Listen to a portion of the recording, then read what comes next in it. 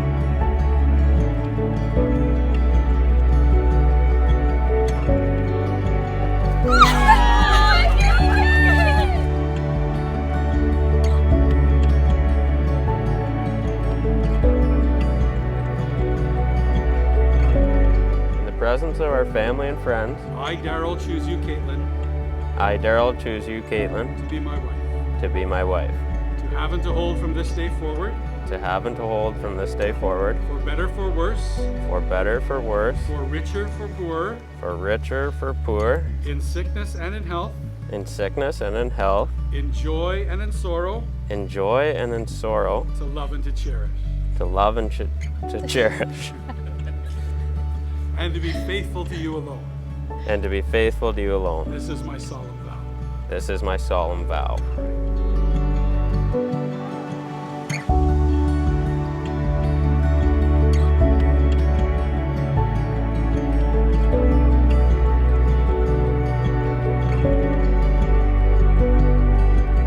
So in the presence of our family and friends, In our presence of family and friends, I, Katelyn, choose you, Daryl, I, Katelyn, choose you, Daryl, to be my husband. to be my husband, To have and to hold from this day forward, to have and to hold from this day forward, for better, for worse, for better, for worse, for richer, for poorer, for richer, for poor, in sickness and in health, and in sickness and in health, in joy and in sorrow, in joy and in sorrow, to love and to cherish, to love and to cherish, and to be faithful to you alone. and to be faithful to you alone. This is my solemn vow. This is my solemn vow. Wonderful. Katelyn, Daryl, we've heard your promise to share your lives in marriage. We recognize and respect the covenant of marriage you have made this day before each of us as witnesses. Therefore, in honesty and sincerity of what you have said and done here, it is my honor and my delight to declare you henceforth to be husband and wife.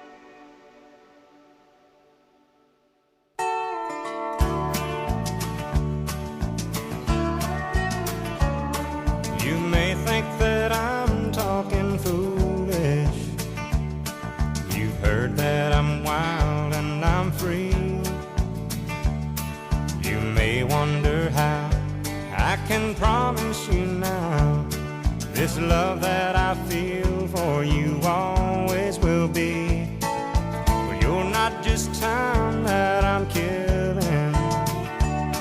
I'm no longer one of those guys. As sure as I live, this love that I give is gonna be yours until the day that I die. Oh baby, I'm gonna love you forever, forever and ever, amen. Whenever Daryl talked about moving into his own house, moving out on his own, we always discouraged him. But then along came Katelyn, and we knew she was the one. You have looked after him and probably saved his life a few times over the years. More than once, exactly. So we know that you truly care and do love him. So thank you for that. We're just here to welcome Daryl into our family, which we have done for years now. He's one of our family, and the Bennetts have been most gracious and welcomed Sherry and I to their family. And